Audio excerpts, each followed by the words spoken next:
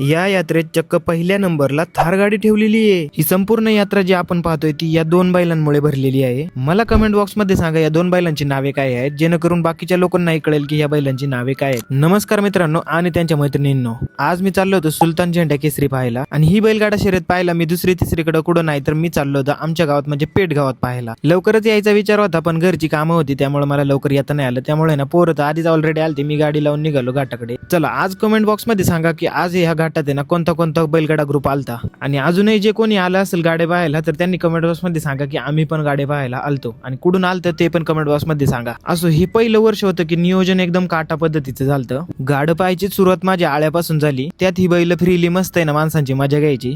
संजू आधीच येऊन बसला होता, त्याच्यापाशी थोडीशी जागा केली आणि तिथेच बसलो। आता माझ्या खाली बसायला मी ही बॉटल घेतली होती। गाड पाहायची ना एक मजाच वेगळी, उगाच नाही इतकी लोक जमले तिथे। याच्यात एक बारी अशी झालती की ते पायासाठी सगळी माणसं एकमेकाच्या बोकांडी बसायला लागली होती।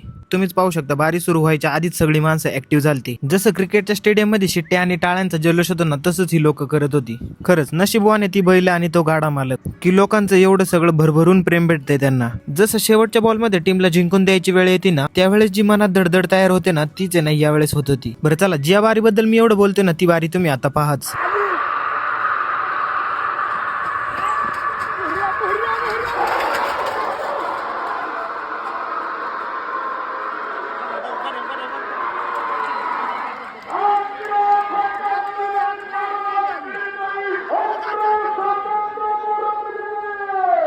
कशी होती बारी याला म्हणतात खरा जल्लोष। आणि तसंच थार गाडीचे मानकरी देखील हेच आहेत। तसं आता सांगायची गरज नाही पण तुमच्या माहितीसाठी सांगतो की ही बारी होती मयूर हॉटेल ग्रुपची। बाकी या व्हिडिओचा पार्ट 2 तुम्हाला उद्या पाहायला भेटेल, आणि ही व्हिडिओ जास्तीत जास्त शेअर करा म्हणजे ही व्हिडिओ आंबेगाव तालुका नाही तर बाहेरच्या तालुक्यांमध्ये पण जाईल।